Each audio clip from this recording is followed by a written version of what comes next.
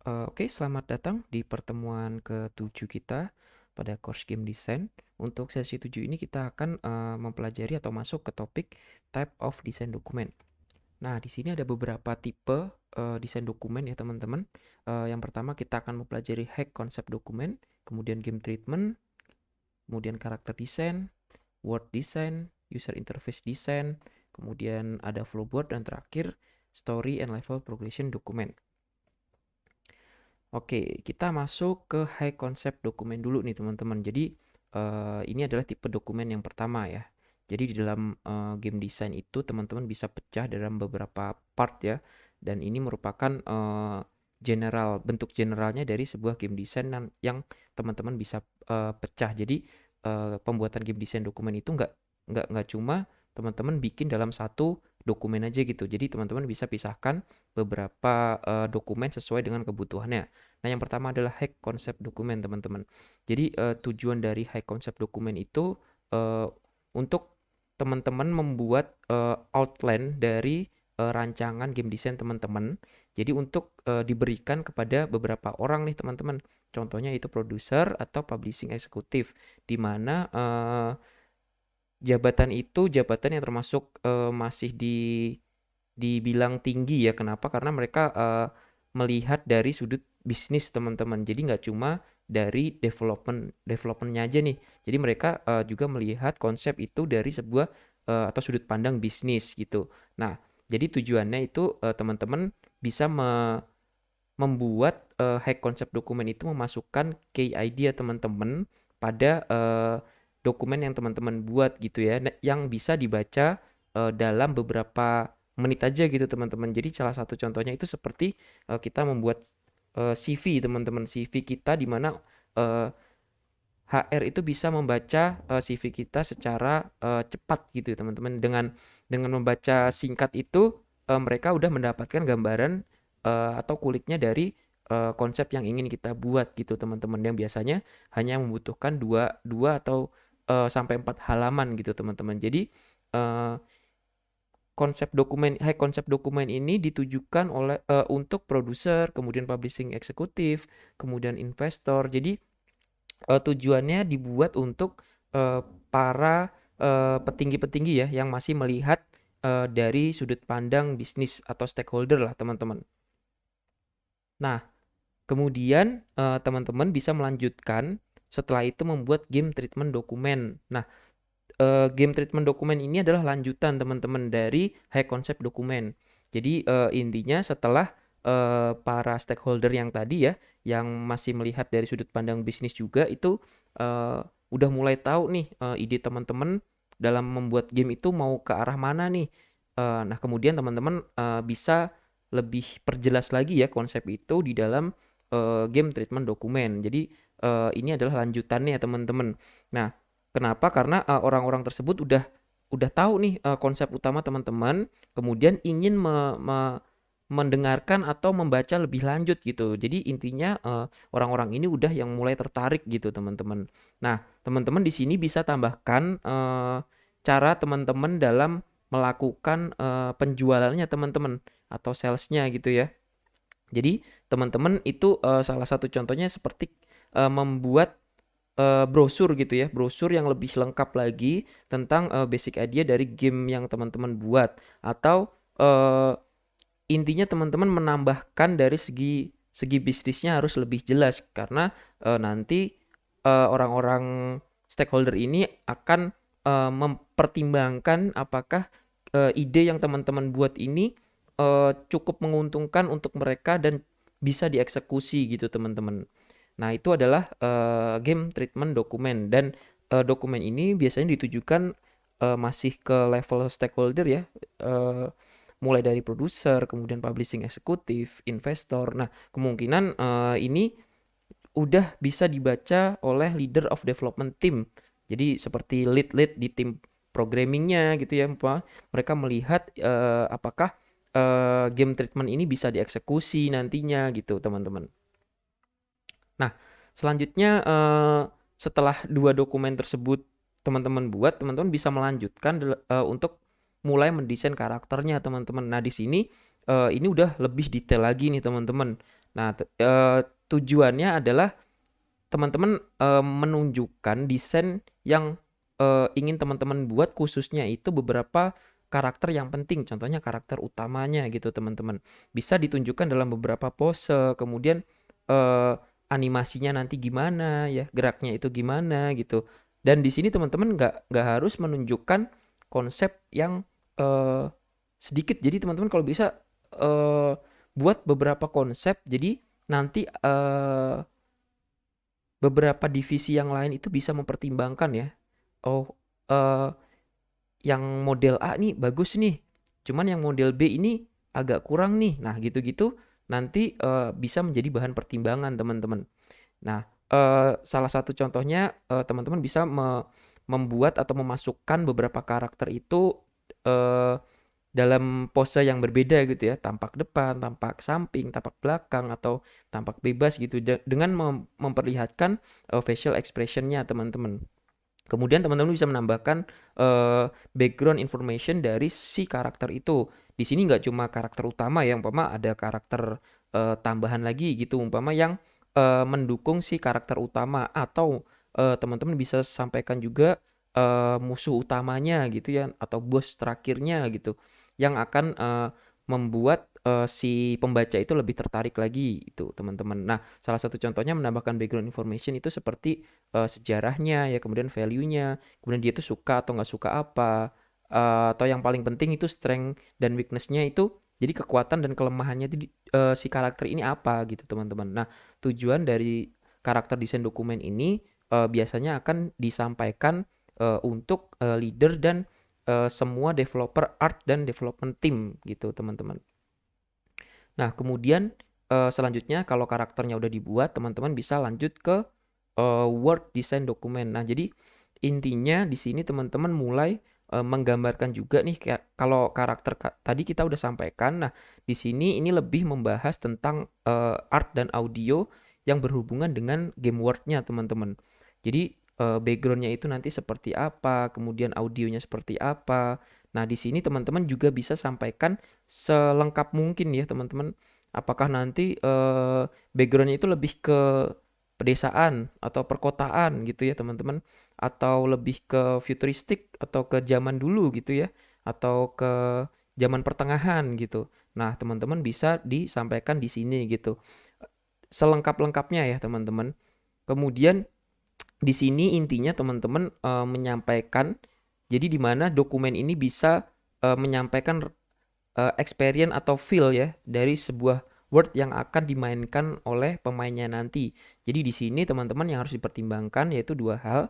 Yang pertama aesthetic style, dan kemudian emotional tone-nya teman-teman. Jadi di mana teman-teman akan sampaikan kedua hal tersebut, atau nanti ada hubungannya juga gitu, teman-teman ingin menyampaikan level emosi itu berdasarkan image dan musik teman-teman. Jadi musik juga mulai teman-teman bahas di sini gitu ya. Genrenya apakah lebih lebih slow gitu ya musiknya, atau beat gitu ya tipenya. Nah, jadi dokumen-dokumen yang di sini ini ditujukan oleh kepada leader atau developer art dan dev teamnya juga teman-teman. Jadi mereka harus tahu informasi yang ada di dalamnya. Nah, selanjutnya setelah Word-nya udah teman-teman buat atau desain, teman-teman bisa membuat dokumen lainnya, yaitu user interface design. Nah, seperti yang udah kita bahas, jadi user interface ini akan membahas semua UI yang berhubungan langsung dengan grafik, kemudian audio, teks, dan software yang digunakan. Intinya di sini lebih membahas UI ya teman-teman. Karena teman-teman untuk user interface ini harus jelas. Kenapa? Karena semua tim ini akan membaca atau berpedoman kepada dokumen ini teman-teman. Jadi teman-teman harus membuat ini sedetail mungkin gitu. Karena nanti divisi lain seperti programmer gitu-gitu ya, itu akan membaca konsep yang teman-teman buat gitu. Dan ini ada hubungannya juga dengan shell screen yang udah kita pelajari sebelumnya teman-teman. Nah, teman-teman bisa memulai membuat shell screen-nya itu dengan tambahan deskripsi yang lengkap teman-teman. Seperti layout di screen-nya, kemudian behavior-nya virtual kamera itu seperti apa yang udah kita bahas sebelumnya. Nanti teman-teman tentukan, teman-teman jelaskan, kemudian function dari input device, kemudian audible feedback yang akan ada di dalam gamenya gitu teman-teman. Nah, di sini ada beberapa hal yang harus diperhatikan, yaitu dari sudut pandang estetik, kemudian teknikalnya, dan terakhir usability karena akan berhubungan dengan player secara langsung, teman-teman. Dan ini dokumen ini ditujukan sama ya, seperti sebelumnya, yaitu di level lead, kemudian developer art dan developer team gitu. Nah, untuk ketiga hal tersebut teman-teman, dokumen karakter, Word, kemudian UI dokumen itu teman-teman sebagai game designer apakah harus membuatnya? Sebenarnya enggak, nanti teman-teman bisa dibantu oleh konsep artis gitu ya teman-teman. Cuman apakah teman-teman boleh menggambarnya sendiri? Ya boleh-boleh aja ya, sah-sah aja ya teman-teman. Apalagi teman-teman memiliki tim yang masih terbilang kecil gitu teman-teman. Nah, teman-teman bisa juga walaupun tidak sebagus atau sepoles si konsep artis membuatnya, yang penting teman-teman bisa menyampaikan ide teman-teman itu ke dalam sebuah gambar gitu udah sangat bagus teman-teman. Nah, kalau teman-teman sama sekali nggak bisa gambar, apakah eh, teman-teman tetap bisa membuat karakter desain, word design, dan UI dokumen desain? Ya bisa aja teman-teman. Karena teman-teman bisa aja mencari referensi dari beberapa tempat nih. Nah, di sini saya akan beri contoh beberapa tempat yang bagus nih teman-teman untuk mencari karakter desain, word design, kemudian UI dokumen desain itu ada beberapa tempat teman-teman. Yang pertama ada ArtStation, yang kedua ada Pinterest, dan terakhir ada Dribbble. Sebenarnya ini masih beberapa contoh aja, masih masih banyak lah teman-teman contoh di luar sana atau web yang bisa menyediakan referensi-referensi untuk game teman-teman. Nah, contohnya di sini ada karakter konsep nih teman-teman. Jadi karakter konsep ini kita cari di web-web yang udah saya tampilkan tadi ya. Nah, di sini teman-teman umpama nih teman-teman kurang jago gambar ya. Nah, ya teman-teman tinggal cari aja gitu. Mana sih referensi-referensi yang eh, mirip atau mendekati dengan ide yang teman-teman punya gitu. Nah, nanti bisa disampaikan ke konsep artisnya seperti ini loh karakter enemy-nya nanti tuh lebih ke bentuk robot-robot gini nih, terus kakinya pendek gitu-gitu.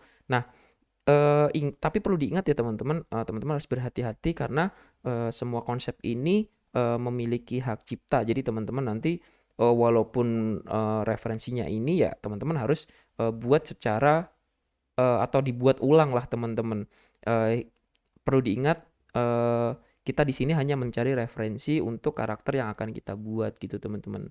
Nah, kemudian di sini teman-teman bisa mencari juga nih. Saya pengen karakter utama kita itu eh, berumur umpama berapa ya ini 10 sampai 15 tahun gitu teman-teman. Nah, kemudian stylenya seperti yang ada di gambar gitu. Nah, teman-teman bisa deskripsikan mulai dari sifatnya, kemudian dia ini historinya gimana gitu ya, kelemahan kelebihannya apa. Nah, hal-hal tersebut akan sangat bagus apabila teman-teman bisa mencari referensinya. Jadi si karakter desain nanti bisa membuat sesuai dengan yang teman-teman rencanakan gitu teman-teman. Nah, selanjutnya teman-teman juga bisa mencari referensi terkait tentang word konsepnya, teman-teman.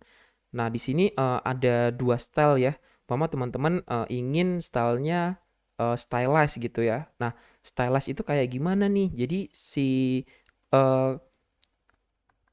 yang akan membuat desainnya nanti itu lebih dapat menyampaikan ide teman-teman menuangkannya ke dalam gambar itu lebih jelas apabila teman-teman bisa mencari referensinya dengan detail gitu. Nah, di sini umpama teman-teman ingin artnya itu stylized gitu. Nah, yang kanan ini stylenya lebih ke realis gitu. Nah, teman-teman bisa mencari beberapa contoh itu di 3 web tadi ya, teman-teman. Nah, untuk UI juga demikian, teman-teman. Teman-teman bisa ya mungkin awal-awal teman-teman buat dulu nih. Saya ingin desainnya itu lebih ke stylized kartun gitu ya, terus full color gitu ya. Nah, backgroundnya lebih ke kayu-kayu gitu. Nah, teman-teman ya tinggal cari aja gitu ya di beberapa web. Jangan lupa cantumkan juga sumbernya teman-teman. Jadi nanti teman-teman bisa menyampaikan ide ini, jadi si artisnya juga bisa lihat lebih detail lagi gitu di web yang tadi teman-teman. Nah, teman-teman tinggal jelaskan aja nih mana sih yang mau dirubah gitu. Atau warnanya eh, kurang cerah gitu. Nah, itu nanti teman-teman bisa buat idenya, tapi jangan lupa untuk diskusi teman-teman. Jadi belum tentu ide teman-teman yang inginkan itu cocok gitu, karena untuk dari desainnya sendiri, untuk warna gitu-gitu ya, itu akan ada divisi yang lebih berpengalaman di bidangnya. Nah, itu adalah salah satu contoh untuk mencari referensinya teman-teman. Nah, selanjutnya eh, kita masuk ke flowboard. Intinya untuk flowboard ini adalah campuran antara flowchart teman-teman, flowchart dan storyboard. Nah, flowchart ini biasanya dibuat untuk programming teman-teman. Jadi programmer akan membuat flowchart untuk menentukan flow dari si game atau aplikasi yang dibuat teman-teman. Nah, sedangkan storyboard itu biasanya dibuat itu untuk film gitu-gitu teman-teman. Bisa film, bisa untuk UI juga gitu. Nah, di sini flowboard adalah campuran teman-teman. Jadi di mana flowchart yang bentuknya itu hanya kayak kotak gitu ya, kemudian ketupat gitu ya.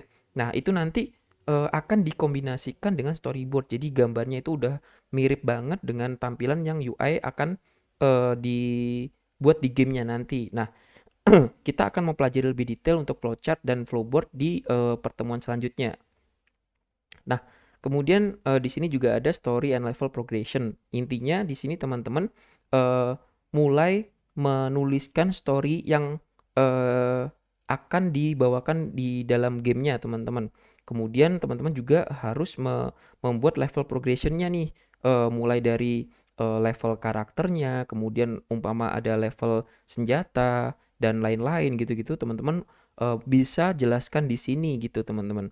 Nah, untuk contohnya untuk story teman-teman bisa pilih nih apakah story yang akan digunakan di dalam game itu akan disampaikan dalam bentuk cutscene atau mission briefing atau hanya bentuk dialog gitu ya, atau bahkan naratif elemen. Nah, itu nanti teman-teman harus buat listnya juga gitu, harus teman-teman buat kemudian supaya ada persiapan-persiapan lainnya, umpama nih teman-teman nanti ingin membuat cutscene gitu ya. Nah, di situ ada karakter yang berbicara gitu teman-teman. Nah, otomatis di situ teman-teman harus membuat dialognya, kemudian eh, harus mulai membuat rekaman suaranya juga gitu-gitu teman-teman. Jadi ini akan berhubungan dengan beberapa divisi lainnya teman-teman. Ya, mungkin untuk pertemuan kali ini cukup sekian. Terima kasih.